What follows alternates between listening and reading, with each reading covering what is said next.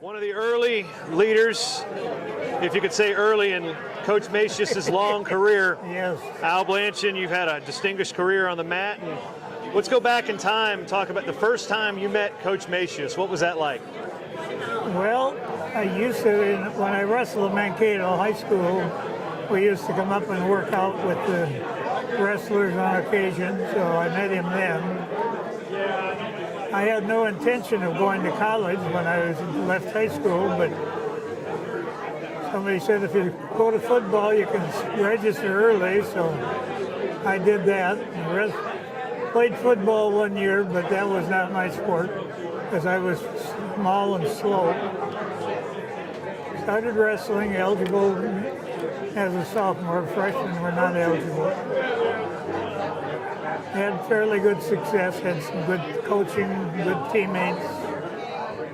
So that was about it.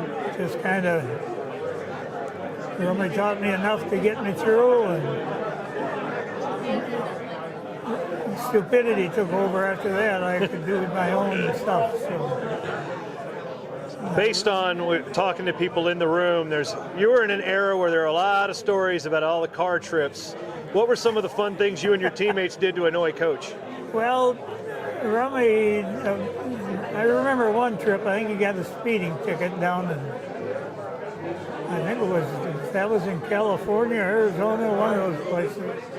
We used to go to different tournaments, Arizona. That was where, well,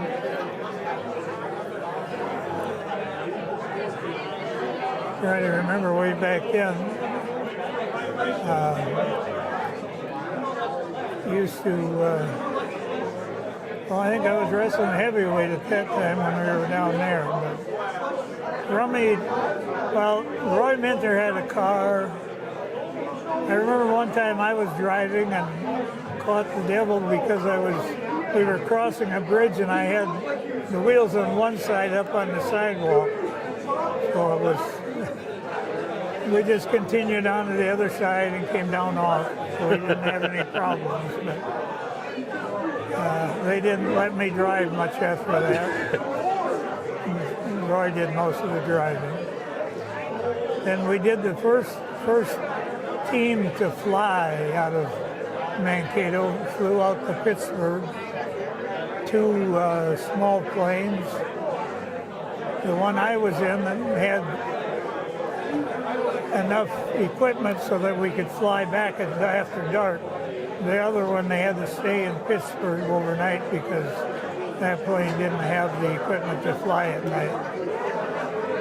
But other than that, just a lot of good memories, a lot of good people. How was Coach as a motivator? Because I was told a story that at the NAIA tournament, you got hurt. They had to carry you off, and then you lived in the whirlpool for a week? I keep trying to remember just how long it was, the break between the two. I kind of tore up both knees in the finals of the NAIA. And then I think it was 2 weeks later at the NCAA Tournament Division I, I got lucky, got on a streak, beat several of the higher seeds. In fact, beat the number 1 seed in the semifinals, Bill Wright from the University of Minnesota. Then in the finals, I lost to Jim Craig from the University of Iowa, who Wright had beat in the finals of the Big Ten. Lost 6-5 in the finals. I like tournaments.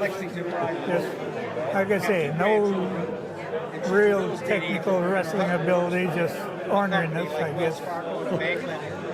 When you look around the room, there's a lot of your teammates here, and there's a lot of people that came after you, and then their kids and their grandkids. And what does it mean to be part of this community still, and to see Rummy still awesome? It's great. And Rummy, I could have told you he'd be alive yet.